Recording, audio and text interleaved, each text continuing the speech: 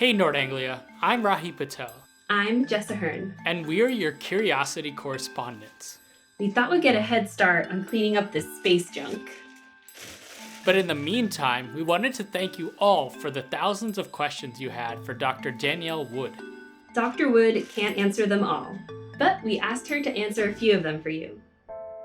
Hello, Nord Anglia. I want to give a big thank you to the whole Nord Anglia community. Thank you for working on this topic and asking what innovations we need to help reduce debris and make sure that space is a safe place in the future so that all of you can be part of communities that will use satellites to help keep us safe on Earth and for years to come.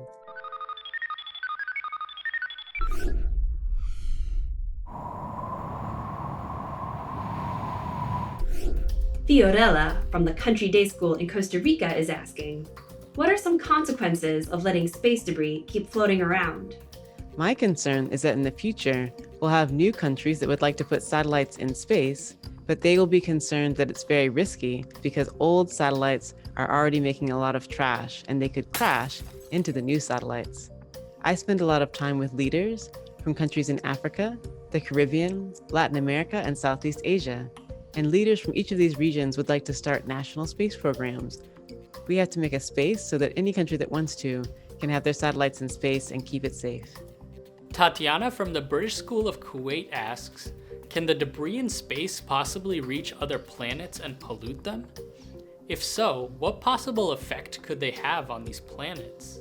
Most of the materials that humans have put in orbit around the Earth is going to stay in orbit around the Earth for years to come. This is because the force of gravity keeps these objects traveling in circles around and around the Earth for a long time. That force of gravity is so strong that unless you add a lot of new energy to the objects, they won't leave orbit around the Earth. However, we should also keep in mind that humans have sent objects to other planets and to the moon.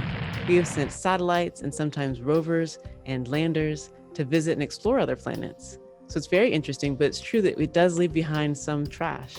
So in the future, we should ask how to keep cleaning up the trash we put on places like Mars. Cedric from Collège Champité Pouilly has a question about robot bees. Cedric asks, could we create bee drones, grow flowers, and build hives in space to create the beeswax for fuel? One thing you should know is that people have already asked the question, how do bees operate when they're in space? And it turns out that bees are actually good at transitioning to living in the microgravity environment. When bees get to space, they learn how to fly around and continue to do their normal activities, even though they're orbiting around the Earth. So it's actually possible that in the future we could have humans bringing bees along with them if they wanted to operate in ways that can help with flower growth, as well as with creating useful wax for all kinds of application, including potentially for fuel for satellites. Dovnish from Oak Ridge International School Gachibowli is asking, can electromagnetism be used to push or pull space debris into our atmosphere? Now, first I'll highlight that the Earth is a giant electromagnet. It has a North Pole and a South Pole. Sometimes we put magnets or other systems that respond to magnetism on our satellites, and we use it to direct the direction that they're facing and part of their orbital path. But we have to keep in mind that the satellites and the trash that are old and are finished with their mission may not have electricity on them anymore, and that may limit their ability to move by this kind of force. And we can also keep in mind that the force of gravity is very strong, and that's the force that we have to overcome to move the satellites back to the atmosphere. So often, we cannot use just the force, electricity, and magnetism.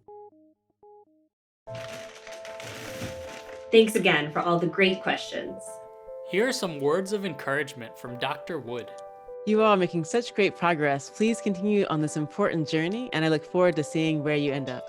There's exciting opportunities to use satellites to monitor our environment, to improve communication, to help us navigate around the Earth, and we need to keep space safe or else these services will be in danger. So thanks for your help with this.